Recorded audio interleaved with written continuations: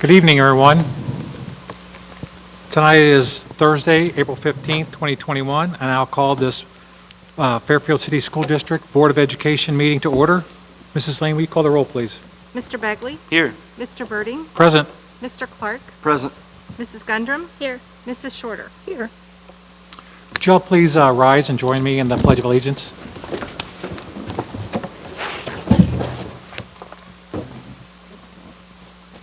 I pledge allegiance to the flag of the United States of America and to the republic for which it stands, one nation, under God, indivisible, with liberty and justice for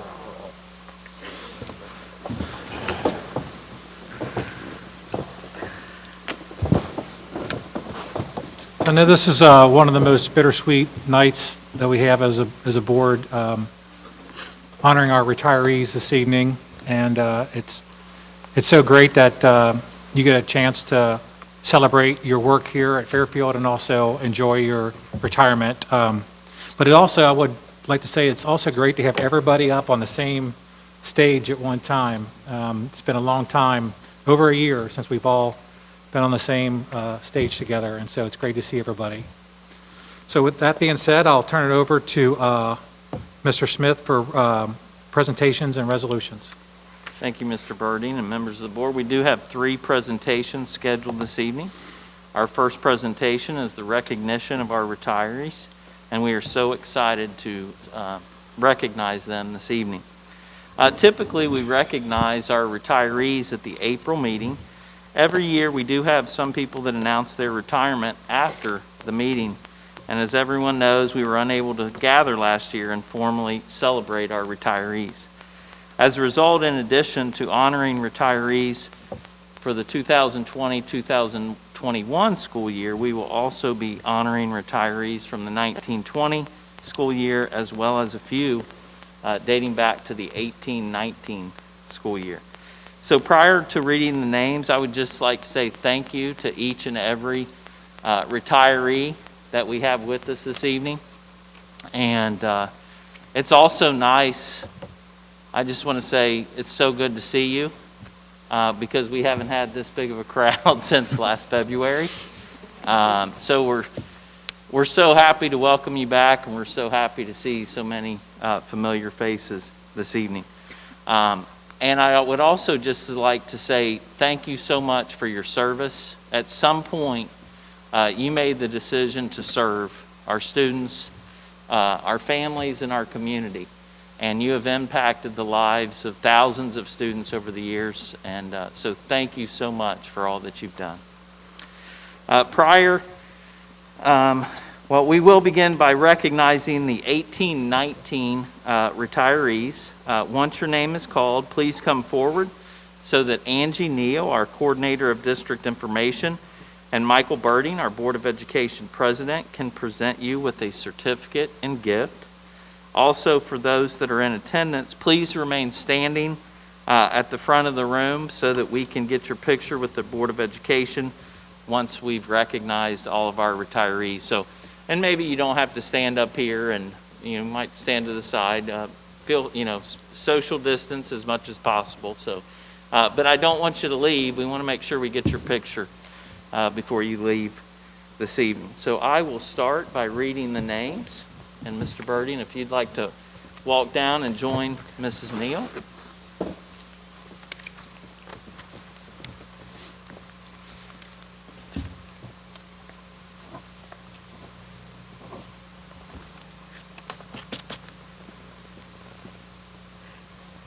We will read every name, even though there certainly are some folks that were not able to join us this evening. So, dating back to 2018, 2019, Sonia Aguila, Senior High, ESL.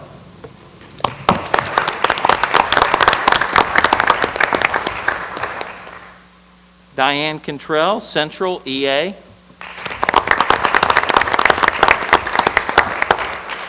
Joyce Arnold, East, Reading Center.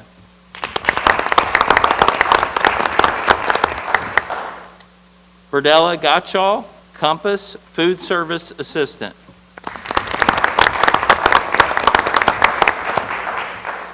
Kathy Brown, Transportation, Secretary 3. And the last name for 1819, Pamela Matthews, Central EA.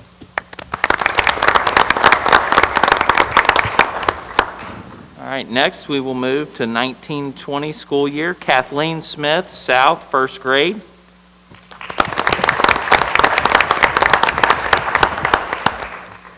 Lois Cutzinger, Creekside EA.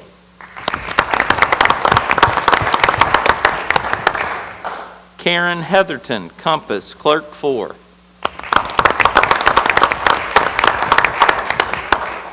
Roberta Keller, Crossroads EA. Grace Bunker, Crossroads Social Studies. Karen Hudson, East EA. Iva Johnson, Crossroads Clerk 3. Michael Rosser, East EA. Beth Baltzell, Compass, 3rd grade. Mary Donovan, Central Intervention Specialist. Ray Raines, Transportation, Bus Driver. John Campbell, Freshman Custodian. Sharon Haas, West EA. Lisa McCune, Fab Confidential Secretary 3. All right, Lisa, go forward.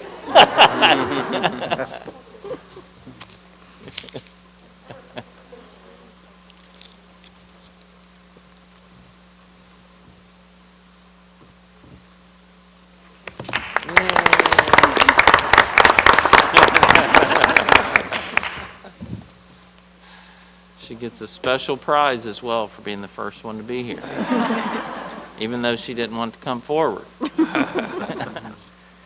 Lois Allen, Central Art.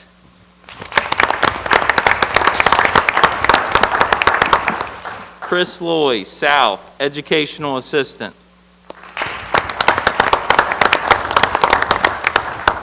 Emily Heiser, 8th grade Social Studies.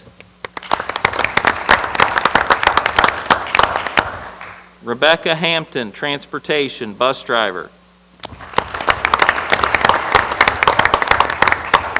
Charles Johnson, Transportation, Bus Driver.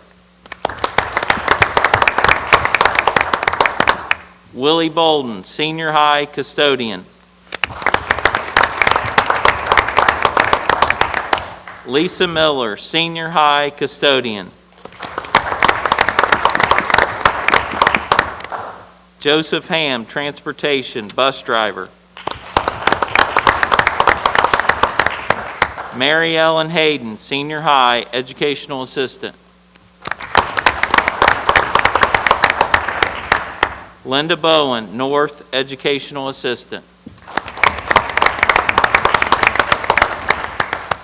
And the last name for the 1920 school year, Darlene Cochran, North EA.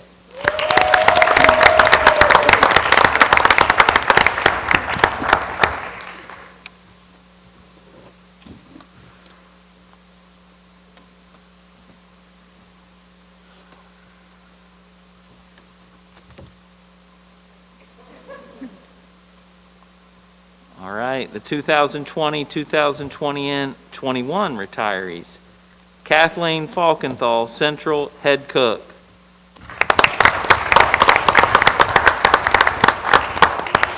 Walt Squire, South Physical Education.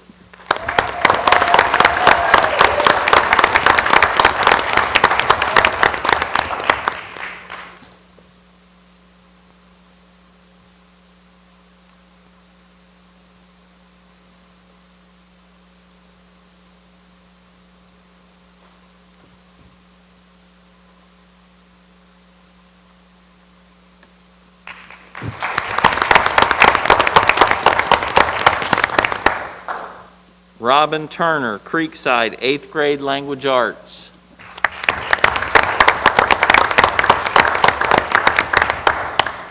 Karen Clements, district custodian.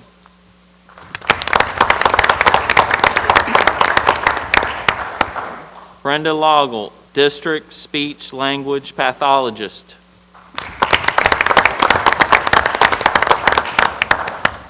Leslie Shannon, freshman intervention specialist.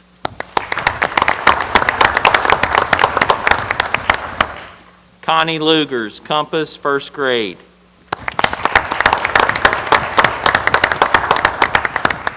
Renee Boswell, district confidential secretary 1.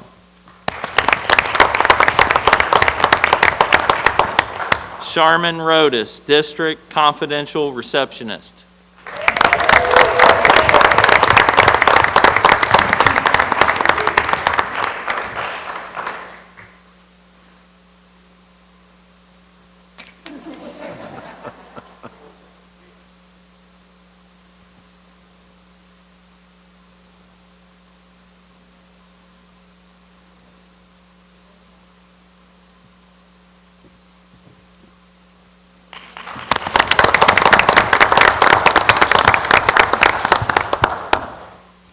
Patricia Welshins, freshman head cook.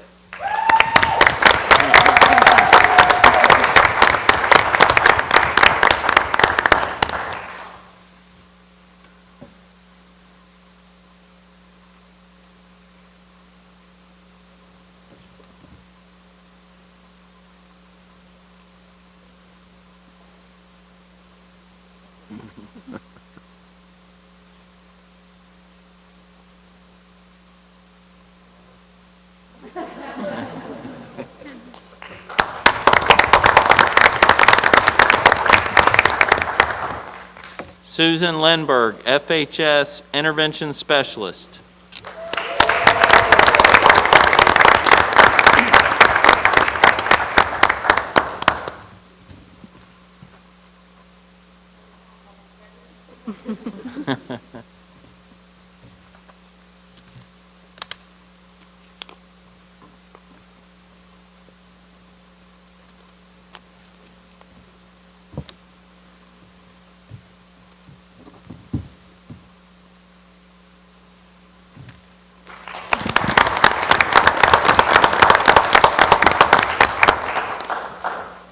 Ruth Hagan, Crossroads EA.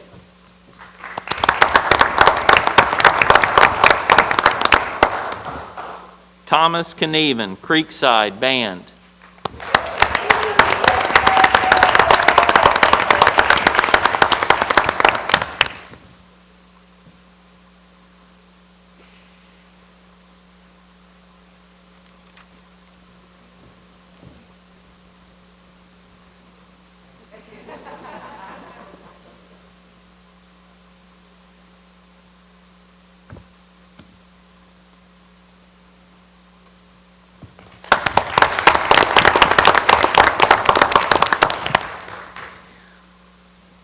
Jenny Thompson, District Coordinator of Elementary Curriculum and Instruction.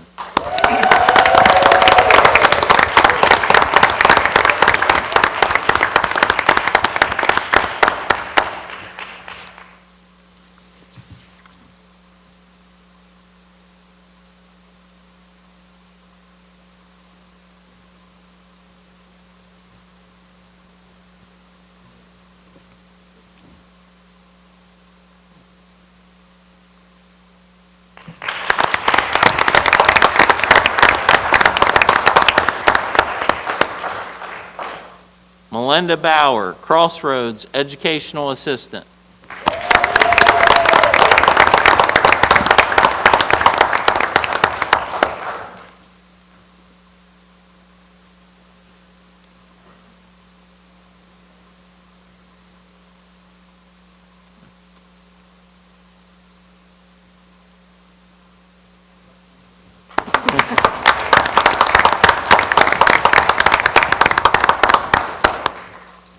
And And last but certainly not least, Deborah Stepp, District Confidential Secretary 2.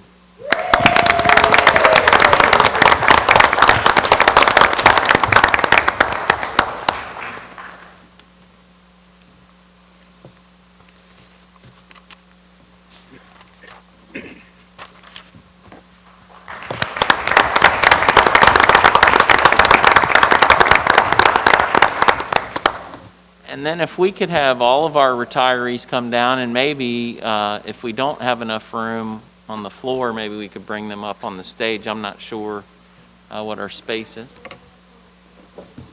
Okay, perfect. Board members on the stage, and have our retirees on the floor. If you would come down, and you can socially distance as much as possible. That'd be great.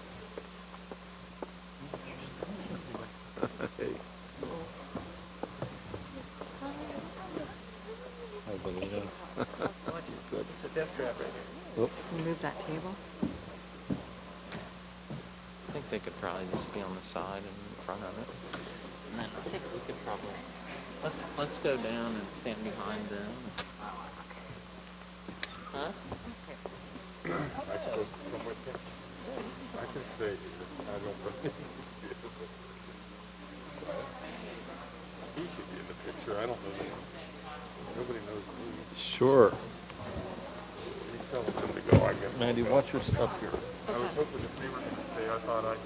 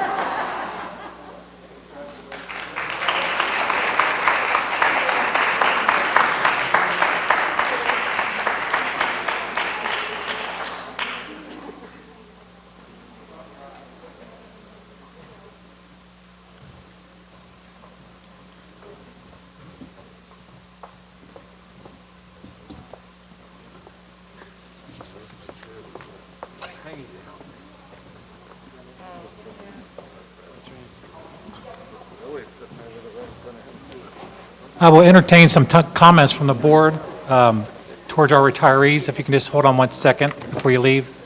The board would like to express their gratitude towards the retirees. So this time I'll start with Mr. Clark. Well, thank you all for your dedication, your passion, and your service to our kids, the students, and families of our Fairfield City School District.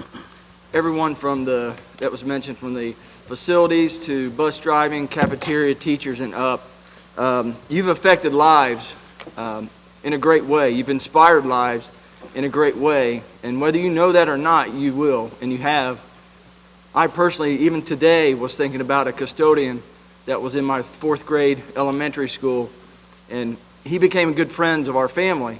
But how that led to many ideas, positive thoughts, positive ways of treating people growing up. And just the bus driver I can think of was my bus driver for about 4 years. And there's just times that is the positive influence that a kid has. I had a great parents and everything, but there's something different about a school teacher, bus driver, someone in the facility of schools that affects a kid in a positive way. So I thank you as a parent. I have kids in the school district, and some of you have had them. Some of you here still have some of them. And I thank you for that from the bottom of my heart. Thank you for the heart you have, the passion you have for doing what you have done. And I know you'll see your fruits in your retirement with some of these kids as they grow up and be leaders in our community. So thank you very much. Mrs. Gundrum?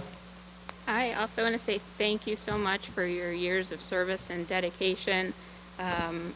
Like Mr. Clark said, there's no doubt in my mind that you all made a difference in the lives of countless kids and in a difference in the community as a whole.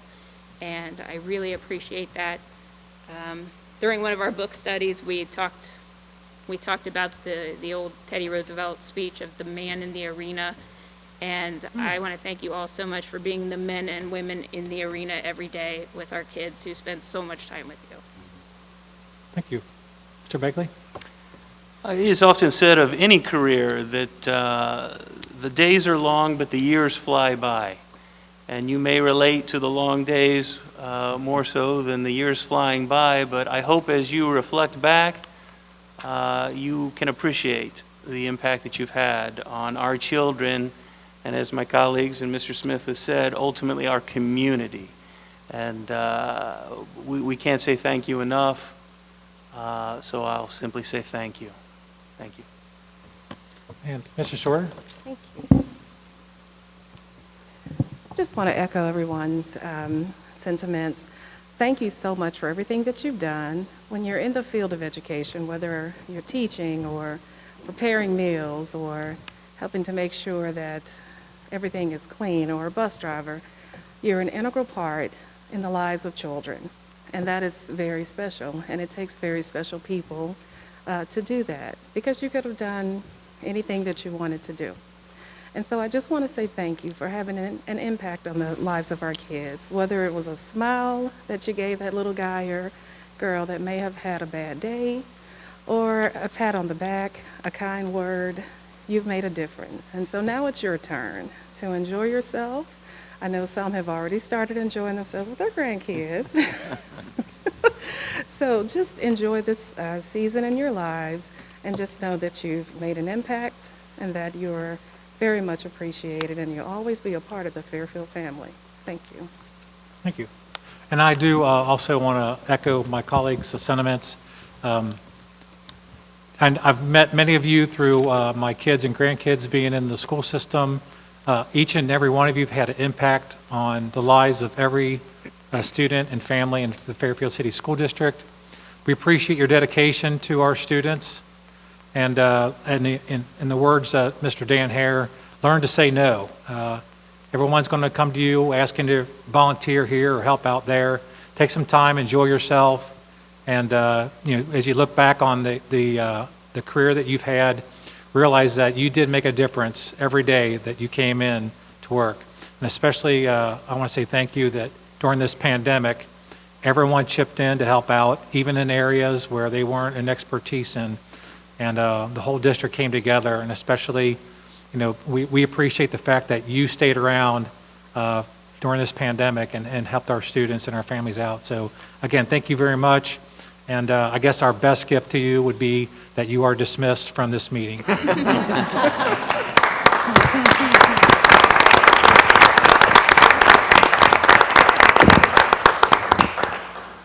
So yeah, don't feel obligated to stay. This is a great time to head out. This is an open meeting, which means that you can come and go if you wish. So, but thank you all for coming out tonight.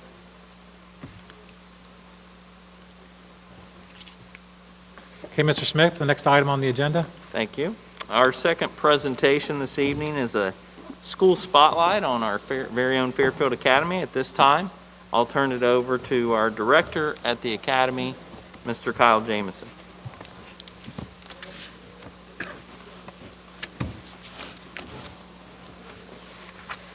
Thank you, Mr. Smith. Thank you, members of the board. I'm pleased to introduce Miss Chrissy Zaboral. She's our Dean of Students, and she has graciously agreed to join me this evening as we as we give you an update on the Fairfield Academy. Specifically, we'd like to highlight our new middle school program. Back in September 2019, I stood before you sharing plans for a new middle school expansion at the Academy. Little did we know at the time that we would be designing, constructing, planning, and starting a brand new program in the middle of a global pandemic. But I am happy to report that we're both still standing. We're in one piece. And as we head into the home stretch of this school year, we'd like to just take a minute to highlight some of the great things that have taken place this year and what's proven to be a very challenging year for everyone, to say the least.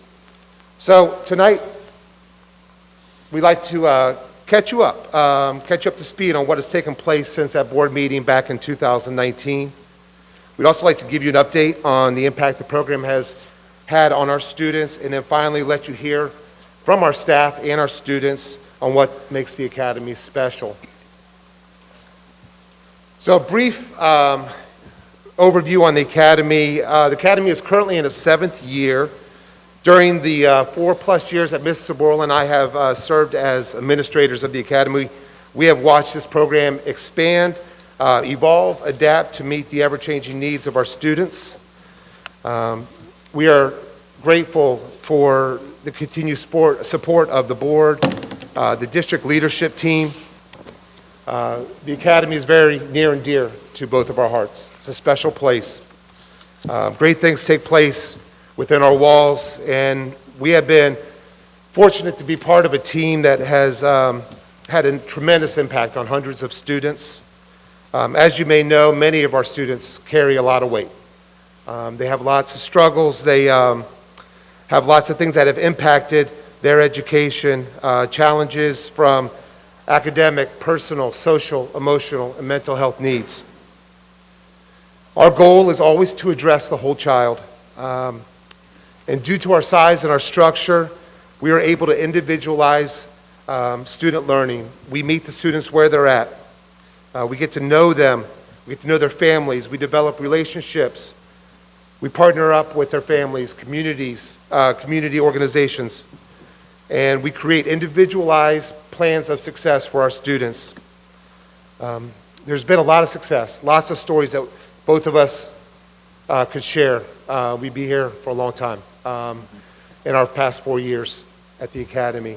But tonight we are going to highlight the Academy Middle School, and looking at the success that we've had at the high school, we wanted to expand those opportunities to those middle grades. Research shows that early intervention and targeted support will yield greater long-term social and academic success. And when our students find success, our schools benefit, our community benefits, our district benefits, we all benefit. So I'm going to turn it over to Ms. Saborla. She's going to walk through kind of what's taken place over the last year and a half. So, like you said, back in 2019, the idea was proposed that in addition to our high school, we would like to add a middle school program to the Academy. So we had very little space left in the building. We share with the health center, and so the only space left to form a middle school program was back in what used to be a storage garage for the district. There was literally paper and salt and snow shovels, and we went from that within the course of a year into a building with children and happy smiles every day. It was not an easy process because we ended up in a global pandemic. So by April, right before we left for the remainder of the school year, we had walls and we had rooms and we had 2 classrooms. We had 1 intervention room. We were able to get a donation of a washer and dryer, so we added a laundry room for our students to be able to use. We have 2 bathrooms and a really nice common space where the kids can do group work or meet and relax or take a break. We do some classwork out there as well. So by the time summertime rolled around, we needed to have some staff for these children to come to, so we hired 2 general education teachers and an intervention specialist. we worked really closely with both middle schools, Crossroads and Creekside, to find kids that would need our building the most. And so we worked with the administrators in both buildings and their families to determine, which students would get the most out of our building and which students we could reach and help this year. So we started the year, we thought, with a little smaller than we thought, but we did end up with a great group of kids that we started the building with. When we started the school year, we were hybrid, obviously, so that gave our teachers and students a wonderful opportunity to get to know each other. They spent the first 2 weeks or so getting to know each other personally and academically and establishing those routines. And the first few weeks of school were really successful because we were able to have some small groups and develop those relationships early on and set ourselves up and set the kids up to have a great year and be comfortable in their new space. They were all nervous to come into a new building, not knowing what to expect, but we had the ability to make them feel comfortable and get them used to a new building and a new program. And so we had a great start to the school year. So I wanted to just give you a quick overview of the program. Our high school program is typically a half-day program for most students. We felt like a full-day program would be most appropriate for grades 6 through 8. So our students do come from 8 o'clock to 2:30 every day. We do serve students grades 6 through 8. Because it's a full-day program, we had to figure out how to do lunch in our building.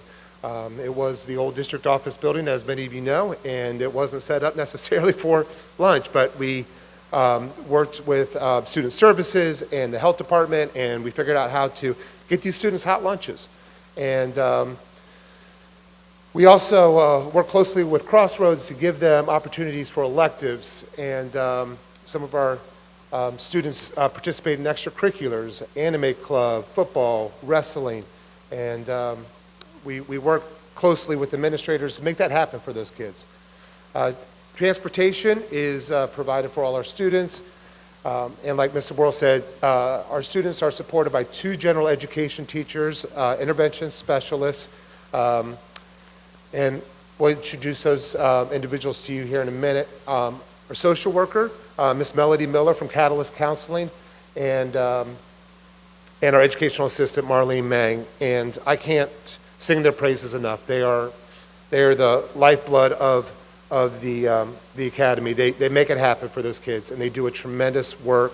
They put those kids first each and every day, and I can't thank them enough for what they do. Mr. Boyle and I also support the students with our office staff. So it really is. It's a team effort.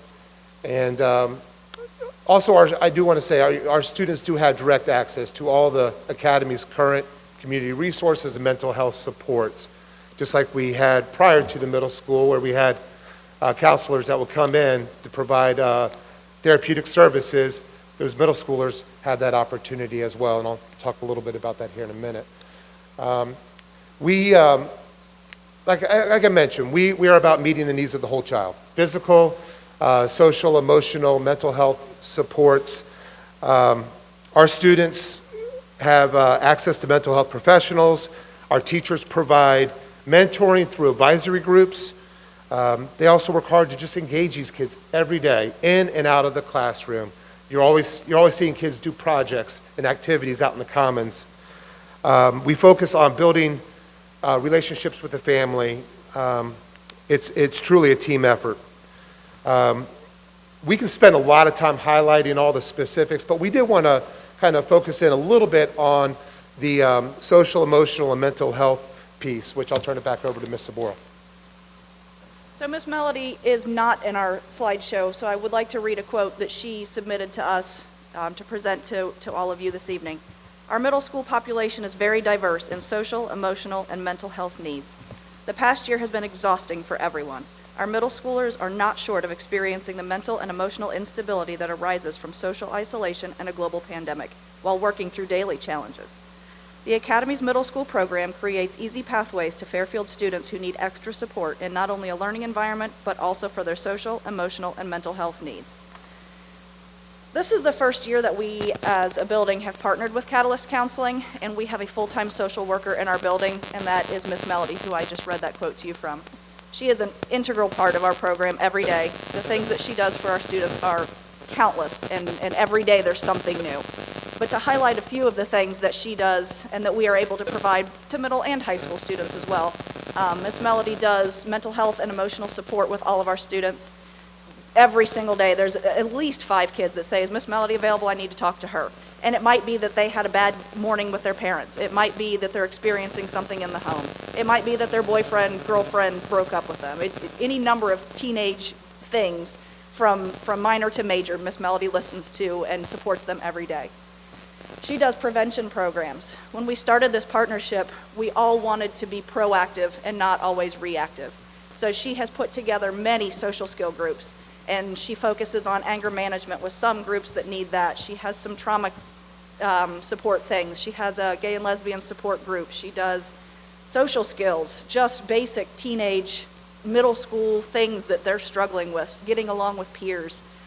She puts together those lessons and presents those to students and works in small groups and additionally to one-on-one with all of our kids.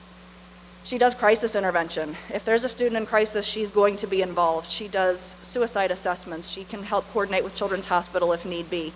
Sometimes they just need to cry it out, and what's in a crisis right now, they work through and they move back on with their day.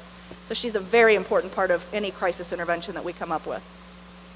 She makes mental health referrals to the 2 counselors that now support our students in the building. We have 2 different counselors that see students one-on-one on a weekly basis to provide the additional support that we can't give and Miss Melody can't give those students who need more. She makes those referrals and coordinates all of those services with those counselors that come into our building. So she is amazing. She's an amazing support in addition to our teachers in our building.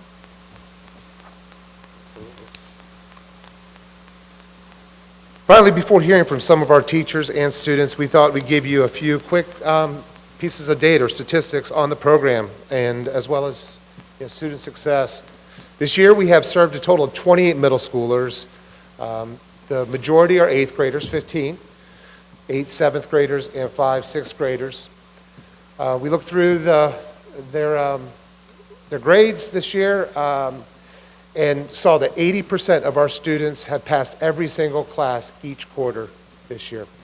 And we've also looked at the discipline records from last year to this year and saw an average of a 60% decrease when we looked at each individual student, which is huge. Students have been referred to therapeutic services like Ms. Zaborla mentioned. I believe we have had 12 referrals, and most are either with a school-based therapist or are in the intake process. Because of that need at our high school and our middle school, we've been able to add 2 counselors that work 2 days each. So we've got a counselor in the building 4 days a week. We've got our social worker 5 days a week. We've got also got support from Butler County Success Liaison, who's there 2 days a week. So lots of great supports for our students. And then a lot of people ask about the transition, and our high school program is different than our middle school program. Our middle school program is more in what you would consider more of a traditional classroom experience. Teacher-led, student-directed learning. Their transition to the high school is going to be more on the independent side because it is more individualized in terms of where they are academically. But we are looking right now, currently, at over half of our 8th graders will be transitioning to the Academy High School. And so that's just going to be a really easy transition for them than going back to, maybe a large building that's overwhelming for them. We do speak with all the students, we speak with all their families, and we talk about what the best placement, and like I said, over half those 8th graders have requested to stay in the academy for their next year, and the families as well. So that is a quick program update. And just to wrap up, we thought we introduced our teachers. Like I said, I can't sing their praises enough, but ask them just to answer a few quick questions. Our first one is from Mr. Dempster. He is our science and math teacher, and he answers the question, how does the structure of the academy support the academic needs of students? These guys tried this out about a dozen times before this started, I promise. We saw it, it was working.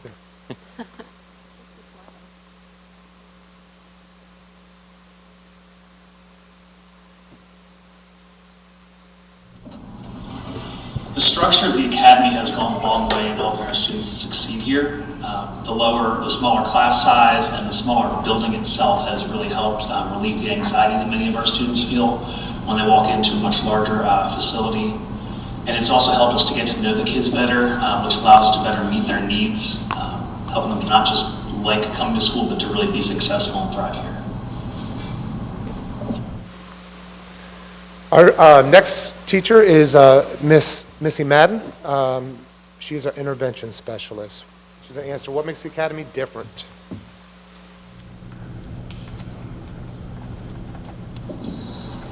Hi, I'm Missy Madden, and I am the intervention specialist at the Academy Middle School. What makes the Academy different is our ability to build relationships with our students and develop the whole child. An example of that is we had a student come in that had an issue with his tooth. He had a toothache, and it was very painful for him. We were able to get paperwork filled out immediately for him to be able to go over to the clinic and to be able to go right next door and to be able to get that taken care of almost immediately. Our students feel safe and supported here. We are able to challenge them in ways that they are not able to be challenged in a large group setting because of the fact that we have developed relationships with them that make them feel this is a safe place for them to be. And finally, our English and social studies teacher, Mrs. Donna Martin. And she's going to answer, how do we measure success at the academy?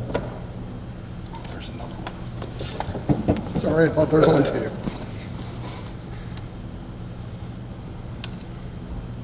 All right, when I think of how do we measure student success at the academy, in some ways it looks just like any other building. Students are accountable for academic learning, students are responsible for state testing, but it goes way beyond that. When I think about measuring success, I think about students that attend regularly, much more so than they did before.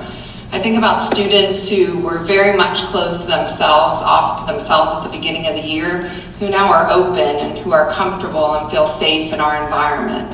So that's what I really think of when I think about, are we doing what we need to do for kids? And the answer is absolutely yes. And now we'd like to introduce you to a few of our students. These are different activities that students have done throughout the year, both in the classroom and the common space that we make good use of. And we did invite students to provide a few quotes to share with you this evening. Nevaeh says, I am doing much better at school this year compared to last. My teachers help me keep up with the work, and I'm participating a lot more. Celeste said, the smaller environment and more attention helps me learn faster. It helps me not feel stressed or too much pressure. Alexia said, I had a lot of anxiety before. I'm making new friends and I can focus more. Marissa tells us, the adults care about the students and know when something is wrong. And Nevaeh had a lot to say. She came back again here. Miss Melody has helped me find a job. Landon said, I like the teachers and I've learned a lot more this year than I did in past years. So on behalf of Mr. Jameson and our students and our staff, I would like to thank you for allowing us to speak this evening. Thank you. Questions from the board, comments? This is fantastic, and I must say I love your branding and your graphic work there. But I love what you guys are doing with the kids. This is just absolutely fantastic. This was something that, we started a while ago, and, we had high hopes, and it looks like, that investment has paid off. And it's making a difference in the lives of these kids. So thank you so much for doing this. Keep up the good work. I love the fact that you were able to take that space back there and turn it into a great environment. And it's very impressive. Very impressive. Thank you. Mr. Begley? Yeah, I think you're making a tremendous impact, 28 students. Would you say, and maybe it feels from your talk that it's very individualized based on each student's needs, but is there an overarching goal to matriculate back into the high school? Yeah, Or- I think for some kids, yeah, it could be. For others, it might not be the best place for them. So we look at where they are and where they can be. We look at that potential on the students. And for some of them, there are needs that would keep them in a smaller environment for the remainder of their time in high school. And that's totally fine. And we have wonderful success stories and kids thriving and doing very well at the high school level. But there are students, absolutely, that have a goal of going to the larger setting. We know kids can mature a lot. We know that a lot happens between age 12 and age 16 in terms of maturity. And we have seen lots of growth. And students do return to that larger, more traditional setting. Right, and I think that would be great. Again, it has to be individualized, but to your point, I think between maturity and confidence build through that almost one-on-one teaching environment that they're in, that maybe that would then allow them to go back to the school, to high school. Now, the only reason I say that is I'm concerned that if the middle school program becomes straight into the high school, then the high school academy is soon full. Yeah. I don't know how to say it any better than that. It just becomes full before children who are struggling in high school have a chance to go to the academy. Yeah, and I would say a lot of our high school students would have really benefited from that middle school program. And like we mentioned, the early intervention, I think, is key for a lot of these kids. We definitely see a lot of growth this year in those middle schoolers, and to look at some of our sixth graders and see where they could be by their eighth grade year. For sure, there is, and I know at the middle schools, they would recommend students to come straight to the academy and bypass the freshman school. Most students, they want, the middle schools want to give them that opportunity in the freshman school. I think this is an opportunity for us to look at each kid at an earlier age and see where are they at, where do they need to be, where do their families want to be, what are their goals, and help them to that point. So absolutely, there will be probably more freshmen coming in next year. Because of the size of the Academy Middle School, I don't think that number will ever overtake and keep seats from being available to those high schoolers. Because we are talking, anywhere from maybe 10 to 15 eighth graders making that transition per year.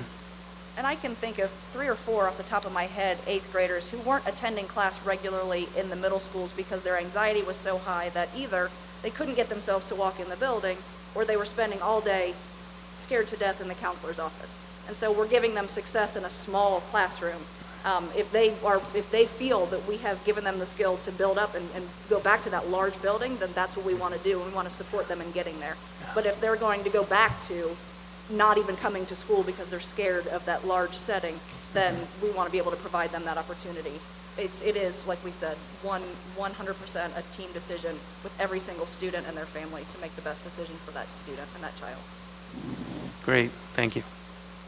And I think if an eighth grader transitions into the ninth grade, it's really half a seat because it's half a day. So if 10 transfer over, it's really only 5 seats, right? Because 5 are there, could be in the morning and 5 in the afternoon. Am I assuming that correctly, or? Yeah, you're absolutely on the right, yes.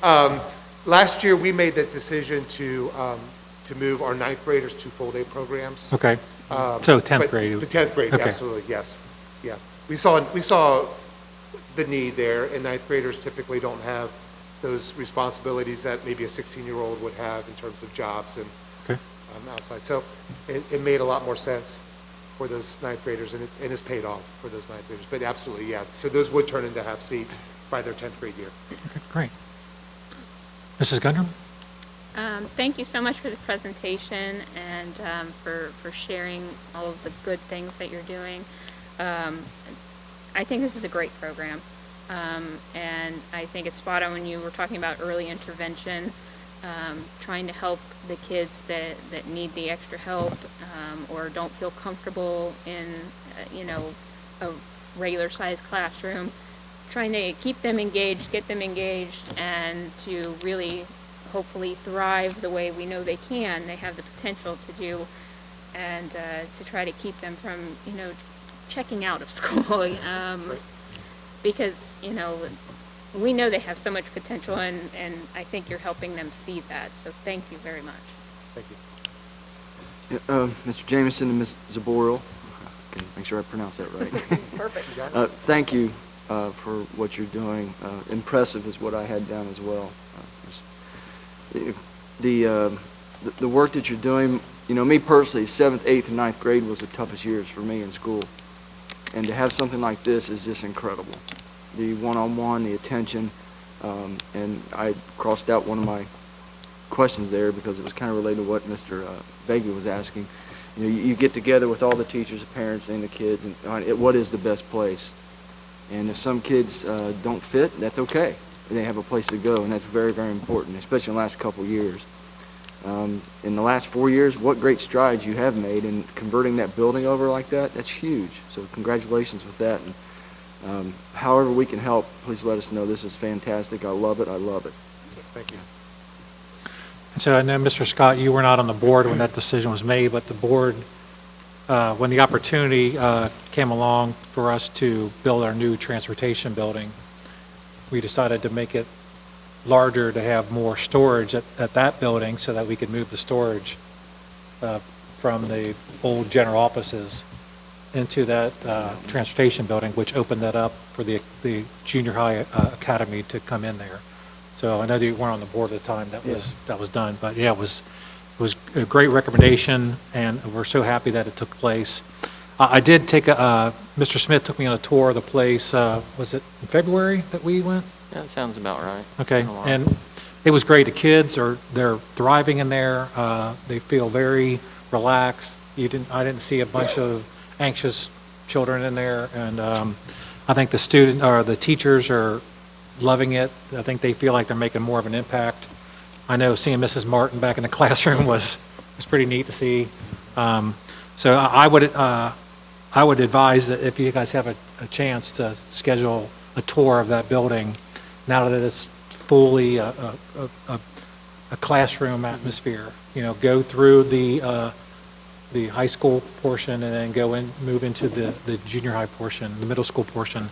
It's really neat. And I'm sorry, if you could just remind me, the students, are they on the time frame of the high school students? Yes. So they get bused in the same time the high school students, so it's at 8 a.m. start? That's correct. Appropriately? Yep. Okay. Yep. They ride with the 9th and 10th graders. So you got 6th, 7th, 8th, 9th, and 10th, and then they take a shuttle from the freshman school to the academy, and then reverse in the afternoon. Because that's logistical nightmare itself, so you guys worked that out really well. Yeah, they did a great job with that. Great. Thank you. Any other comments or questions, Mr. Begley? One more comment. You spoke about Miss Melody and the impact she has, and I think that's tremendous as a social worker there. I know we've added some social workers to the high school, and it seems impractical to think that everyone could be on a first-name basis at a school as big as Mr. Rice has to deal with, as opposed to everyone knowing Miss Melody's name and want to talk to her often, nearly every day. But that would certainly be the goal, right? They're going to be most impactful and have that kind of impact on these students if they're known by the student body and are known to be approachable, right? And that's a huge task. I don't know how you do that, but that would be the goal for sure. Absolutely. Pretty impressive, Ms. Shorter, when we but it presented to us 7 years ago, what it's evolved to. And I'm very pleased. I'm sure too. So thank you very much. Thank you for your support. Thanks for having us. Yes. Appreciate it.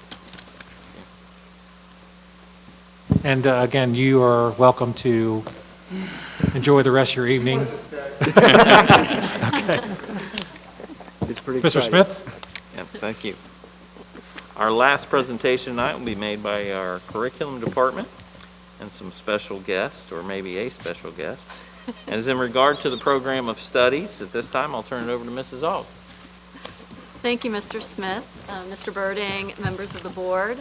I will be presenting to you tonight on the program of studies for the middle school and high school, and then I'm going to turn it over to Mrs. Pospischel and Mr. Rice, who will talk to you about transitioning to half credits for our kids in grades 9 through 12, and then those 8th graders taking high school high school credit-bearing courses. So let's start first with the program of studies. As you know, the program of studies contains important information regarding course offerings and other relevant academic information that students and parents use in order to schedule courses for their academic year. Mrs. Pospischel works diligently with the secondary principals and assistant principals to make sure these documents contain all of the necessary and accurate information. So a big thank you to them for doing that. As you can see, these are quite lengthy documents that contain a lot of information. So typically, these documents do not change very much from year to year, and that's the case this year. But the changes this year are pretty exciting, so I do want to highlight those. We have added 3 new courses at the senior high level. First, we added mathematical modeling and reasoning. This is the hands-on, student-centered course created by ODE. And if you remember, this was actually an item for board discussion earlier in the year. We were applying for the pilot at that time, and we were accepted. And so we added that as a course option in the program of studies. And then we also added 2 elective courses. This was an adoption year for both fine arts and music. And so in music, we added a course called Music Production, which will allow students to learn more about the behind-the-scenes work of the music industry. And then we also added a Ceramics 2 course that includes wheel throwing. So that's throwing clay on a wheel, not throwing wheels. But and so we're just really excited about these opportunities for our students. I think they're going to be courses that kids have a high level of interest in taking. So that's just, very exciting. So no real big changes, just some additions to point out this year. So with that, I will turn to our other item for discussion tonight, and that is the transition to half credits for high school courses. This is something we began talking about last year. We were kind of right in the midst of it, on the cusp of making it happen, and then of course COVID hit, and that pretty much ended that discussion. So I'm really happy tonight to be able to share our progress with you and why we want to make this transition. So I will turn it over to Mr. Rice and Mrs. Pospischel to tell you more about this transition and how it will benefit our students. Thank you, Ms. Aug, and thank you, members of the board, for having us here tonight. I'm excited about this change. For those of you who don't live in the high school world, it may seem like it's something simple and something easy, but it will have, I believe, a profound impact on our students. So currently, the way the model is set up is it's essentially an all or nothing model. So students earn a credit for their work in the year. So let me give you a scenario. For 3 quarters of that year, pick any of the 3 quarters, the student can display content mastery, passing their class. In 1 quarter, they can have life happen, and we've learned this through the pandemic. Bad things happen. Things happen in the home, or things happen with them personally, and they fail to such a point that then they fail for the entire year in this all or nothing system. Again, 1 credit for the entire 36 weeks of schooling. So this will allow us, when we move this direction for a half credit, to potentially have students passing one of the sections, one of the first or the second semester, for then when we have to remediate and pick up the other half credits, to build a program that's more suitable to the specific things that they missed, rather than throwing them back into an Algebra 1 for an entire year when they really just missed what could be a few weeks, a month or so of instruction. So it's going to provide for our students a lot of flexibility in terms of making up those classes that were missed. For me, somebody that lives in this world, when you're building a master schedule, staffing is finite. We don't just get to go out and hire more math teachers when we need more sections of math. So this is going to allow us, again, to pinpoint what was missed with these specific students, and then get them the remediation, the retake of that specific semester, and then be able to move on quicker rather than locking up a section for a whole year for some of these retakes. So I want to make sure I go through all my notes here. Students will receive one full Carnegie unit still for the successful completion of both semesters. So there will be some changes with the transcript, and I think Ms. Pospischel will go over that specifically. The thing that I'm most excited about is that we're going to be able to identify where the deficiencies are and then attack those deficiencies rather than a whole year of making up for potentially a month or so. So it allows them to get back on track faster and back onto the road to graduation faster. And I think this is an important statistic. 11 of our surrounding schools are award half credits for the semesters.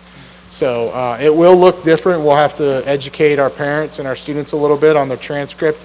It's going to look probably wonky for a couple of years because you're going to have year-long classes, and then so you could have like an English 10 if I was a sophomore, and it looks like it's a year-long course, and then next year on the transcript it'll look like there's kind of two English 11s, a A section and a B section for that semester. So I think Ms. Pospischel will talk a little bit more about that. So I'm excited about the opportunities to get our kids caught up faster. It's just speaking honestly, we're worried and we're very cognizant of the amount of failures that we have coming out of the pandemic. So this is going to help us as we move forward to be able to catch these kids up faster. So I'll turn it over to Ms. Pospischel. And Mr. Rice hit on one of the logistics that I'll be talking to you about. While making the switch to the half credits, there's two logistical concepts that I thought that we needed to address. And the first one is, it's going to take until our next year 8th graders are through high school for their transcripts to kind of look pretty again, if that makes sense. So like Mr. Rice said, they'll have 1 year of a class listed as like world history year. And then they would then have government A, government B, so semester 1 and semester 2. So they would have both components. They would have the year long, but then also the semester long on their transcripts. And then the second component is that their grade point averages can shift in an upward or downward motion. So if you have our current structure of our grade point average, you're only taking one grade into consideration when you are talking about that year-long course. With the 21 and 22 school year, you would be taking that one grade and then in essence having two.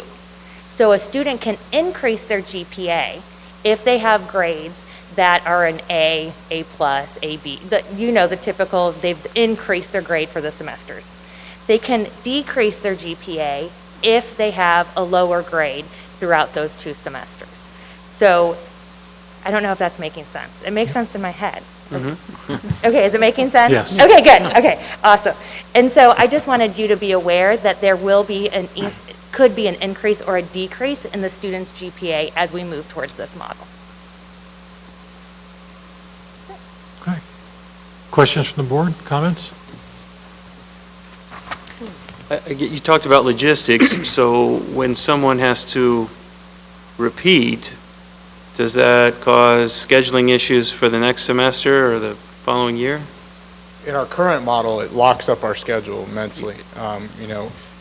You build a master schedule now, that's what we've done, and then at the end of the year, here are our failures, and now I have to build additional sections for pick the class that was failed.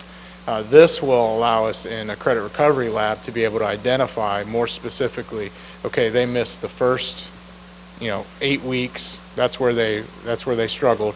So now I can get them into that first semester, because most of our credit recovery platforms are built that way in A and B sections. So I can now get them into that A section.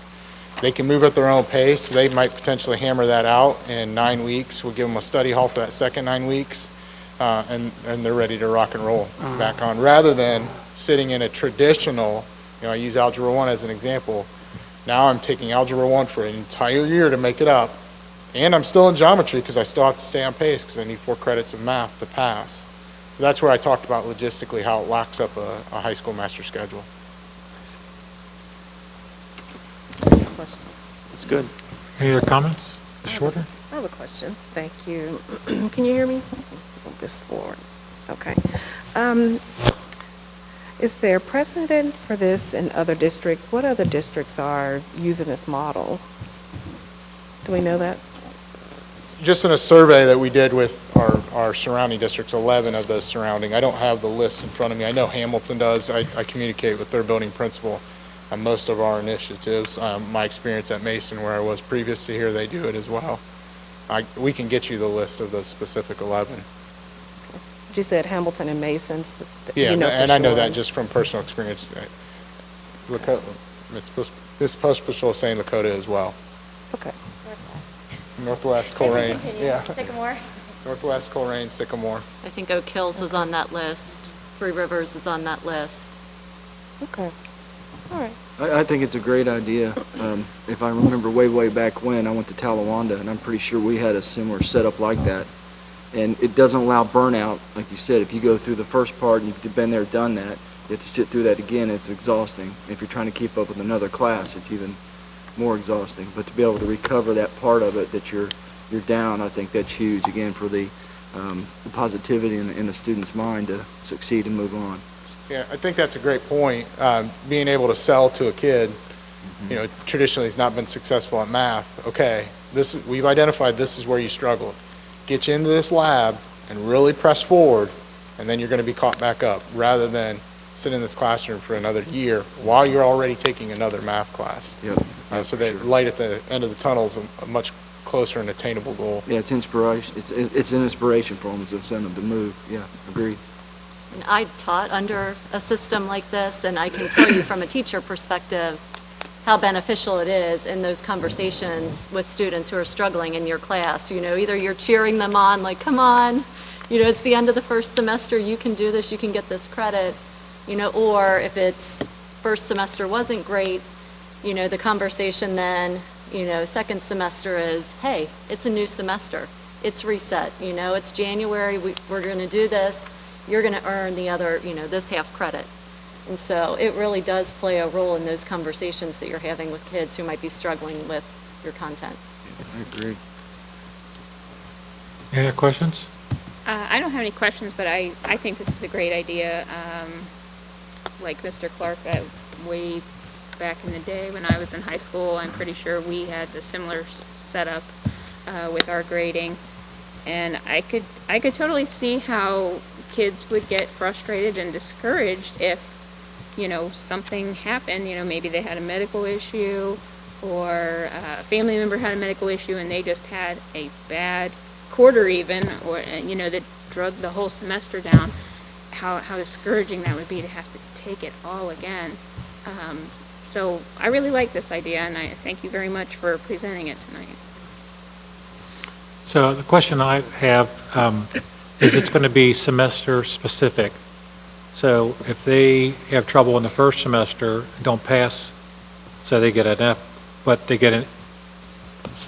life gets easier for them, but they totally kick it in the second semester, they would still have to come back and do that first semester again. Correct. Okay. Correct. We will actually issue half credits at the first semester mark. Okay. So just in January, beginning part of January, wherever the semester ends. And that's where that GPA will go up or down. They're not, Right. Their GPAs right now don't change mid-year.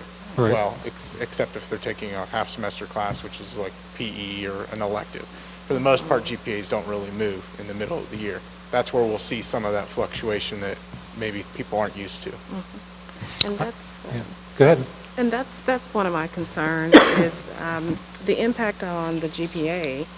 I mean, with our grading scale, we made changes to it years and years ago, but I'm just worried about some of the kids that are like exceptionally conscious about their GPAs, and say that you've got, say that you're between an 83 and 86 versus an 80 and 82. Have we looked at how extensive or, how intensive could the impacts be on GPAs as far as having those kids who are very, very, super conscious about their GPAs? I mean, would we need to go back and look at the grading scale possibly? Because we do have, built-ins in our scale that will essentially reward if you're at the top end, but if you're at the lower end of that scale, it's kind of a deficit. If you look at your 80 to 82, 80 to 82, that is a B minus, so you're at like a 2.7. So we already have a scale that, has some incentives at the top end and some things at the lower end that might, tend to make that GPA a little bit lower. So I guess I'm a little nervous about the impacts that this could have on GPAs of our students. So probably 80% of the kids may not see that, but at the top end of that scale, that could start to have an impact. I'm just wondering, have we seen or have we looked at how that could possibly really impact our kids here? Seeing as that we do have, some things in our grading scale that are a little harsher if you're at the lower end of it. So if you come in on one quarter and you're in that 83 to 86 range, and that next semester you're 80 to 82, so that's definitely going to have an impact on your GPA. We haven't had a conversation about looking at, I think that's more of a larger conversation than just the half credit, in my opinion. I personally feel GPAs will be more reflective of where they are because I think of it almost like real time. Like there will be that temperature check at semester, you've earned a half credit, here's where your GPA is, rather than right now GPA doesn't move and then crash or boom, I don't know, at the end of the year where it drastically changes. To me, that it's a more progressive model. I think your question to me sounded more like GPAs in general, which is a huge topic, grades and rank and all of those sorts of things. That's kind of what I heard, at least. I like talking grading though, so we can talk grading. If I could make a comment, I know the students that you are referring to. I have one in my family. And I think as a district, if we educate our students and our parents in our community and make sure that they understand the process and that now you are going to be issued credit at the end of the first semester, that would be a similar situation to what it is at the end of the year, if that makes sense. So as long as they know, I think about my own, and I wish I could help, alleviate that stress. But they still have that knowledge. So instead of that happening at the end of the year, now it will also happen at the semester. Because they will know, those students that have those concerns, they will know, hey, I'm getting credit, and my GPA could be affected at the end of the first semester now as opposed to the end of the year. So I am now going to go into my make sure I'm doing everything I'm supposed to do mode in November and December as opposed to April type thing. So I know exactly what you were talking about. And so I do think the education part of it and communication would be important so that everyone, all of our stakeholders know. Odds are those students will know. They'll be very clear. They'll be the first to know because it is so important to them. I know exactly what you're talking about. Yeah, that's really it, Mr. Smith. And I mean, scholarships are being awarded right around that November, December timeframe. And so, you know, they're going to be really, really super focused on what those grades are and what their GPA is at that point. And so I know there's another review at the end, you know, of the year or at the end of the second semester. But I'm just wondering if, yeah, as long as the communication is there and parents and kids fully understand what's going to happen and what they need to do, it should be okay. Yep. I think the important thing to remember is that this is going to help all the students, especially the ones that really aren't worried about what their GPA is. They're just worried about graduating. That they're going to be able to make up that half credit because they did okay the first semester, but the second semester wasn't so great. But they lost a full credit because they didn't finish the year well. Now they've only had to worry about half a credit making up. And like I said, and those kids, in my experience, probably aren't as worried about what their GPA is going to look like. They just want to be able to get enough credits to move on. And it was my experience way back when that as the school year went along, the coursework became more difficult. So maybe the first semester might be the easiest time you've had. And like my grandfather used to say, make hay while the sun's shining, build up that GPA in the first half so that in the second half of the year, when it gets more difficult, your GPA goes down a little bit, it will kind of average out a little better. But I like the idea of, especially in people struggling with foreign language, you don't have to make up the whole year, you just have to make up the part that, you know, you struggled with. I think that's going to be tremendous. And mathematics, I think, is another area where kids need that. You're getting paid for the work you did in the first half of the year. You don't have to wait for the paycheck at the end of the year, and I think that would help out a lot. So I think this is a great program, especially if other school districts have found success with it. I think it's a good time for us to jump on board. Anything that helps make all the kids progress in life as they pass through Fairfield. I think it's a great idea. I mean, it is important. I definitely agree. I guess my other question would be, you know, and looking at the districts that already utilize this program of the half credits, do they also have a similar grading scale to ours? It's the combination of the two things that we should be cognizant of. You know, does Lakota have a scale that's similar to ours? Do we know if Mason has? I'm sure Mason probably does. It's the grading scale itself in combination with this change. I think those two things together could play the biggest factor. You know what I mean? Yeah, that's a good point. And so I would just want to know if this is something that Hamilton deals with, Lakota, because I can't remember what those types of grading scales look like for those other districts when we were looking at our grading scale years ago. But our grading scale in combination with this change could be more impactful. If we had a straight scale, I wouldn't worry so much, but with our grading scale, I could see the impacts. Could we get that information and share it with the board, please? Yeah, absolutely. We can do that research Okay. back to the board. Yeah, that'd be great. Okay, thank you. It's a great question. Any other comments or questions? So are you needing something from us as like head nod, or what do you need from us? This more just informational, this is what we plan on going with? Okay. I'll always take a head nod. Okay.